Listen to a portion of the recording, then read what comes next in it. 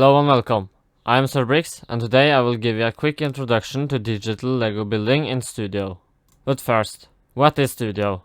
Studio is a computer software developed by Bricklink that lets you build and render your own digital Lego builds, and you can even make your own custom instructions. I have only tried Studio on a Windows computer, but it should work on macOS devices too. Before we get into how to use Studio, let me show you how to download it.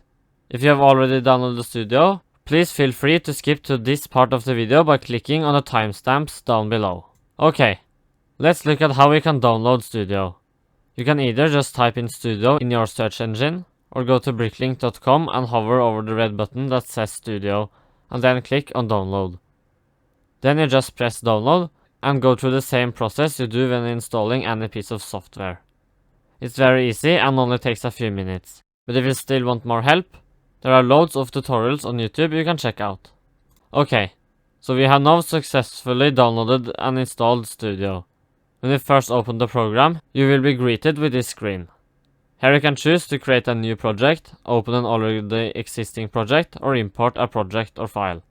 If you have used Studio before, it will also display a few recently opened projects over here. So, let's open a new project. You can either go over to File and click Save As, or just click Ctrl S to save the file. I recommend saving it somewhere you can easily find it again. After it has been saved, you are free to start building. But do remember to save while building, as you don't want to lose any progress if the software crashes or another issue comes up. Now, let's look at the basic mechanics of Studio. If you hold the right mouse button and move your mouse, you are able to change the angle. You can use the scroll wheel to zoom in and out. If you want to move the entire viewport, you can do so by holding down the scroll wheel and moving the mouse. To import a part into the viewport, you simply click on it and drag it in and then release.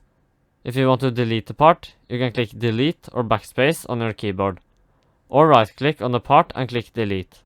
To change the color of the part, go over to the right side of your screen to the drop down menu under Color Palette. Right now, you can see that I can only apply a few colors. That's because I have Hide Unavailable Colors turned on, which means that you can only use parts in colors that actually exist.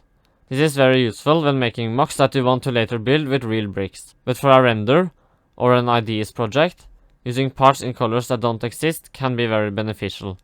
To do so, simply just tick off the Hide Unavailable Colors option, and you can now apply any color Lego has ever made.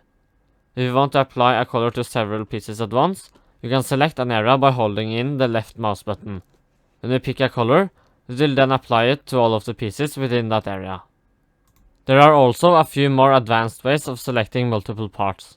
You can find them by heading over to the top left corner and clicking on the little arrow. Here you can choose between the default selection, which is the one we just used, or you can choose to select by color, by type and color, and by connected. Select by color will select all of the pieces in the project that has the same color. Select by type will select all of the identical pieces, regardless of their color. Select by type and color will select all of the identical pieces that also have the same color. And select by connected will select all connected pieces. Invert selection will do exactly that, invert the current selection. This will select everything that is not already selected. This is a really quick and easy way to move everything in your project without messing up any alignments. Okay, this is great, but how do you actually build? To build, you simply just select the piece or pieces you want to place, and drop them where you want them to go.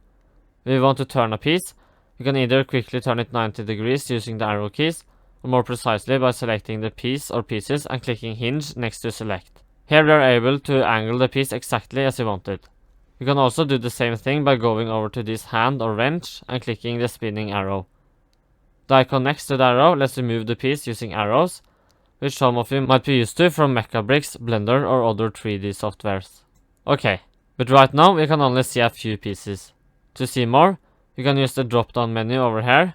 That is not the most efficient way. The easiest way is to search for the part type you want or the part number. If you choose shapes, it will sort the pieces based on shapes, and if you choose Bricklink categories, it will sort the pieces according to Bricklink's categories. We can then go down to this search bar and type in what we want. So, I can for example type in 1x2, and I will then get every 1x2 piece that exists. You can also just type in 1 or 2 to get pieces that are all 1 by or 2 by. You can also make more precise searches by, for example, typing in 1 by 2 bracket. I'm not sure why all of these pieces showed up, as they are not all 1 by 2, but it is a much more precise way of searching up pieces if you know what to search for. You can also search for the part number, which can be found here on Bricklink's website, and also here within Studio. When you click on the part number, you will be taken to Bricklink's website. I don't use this method very often, but it has proven useful a couple of times. Well, that was it for today's introduction to Studio. If you enjoyed it or found it useful, feel free to drop a like. In the next video, I will show you how to use some of the more advanced functions in Studio, and I will later also make videos on how to use the rendering function and the instruction maker. If that is something that interests you, click that subscribe button and ring that notification bell so you don't miss any uploads. See you later. Cerbrix, out.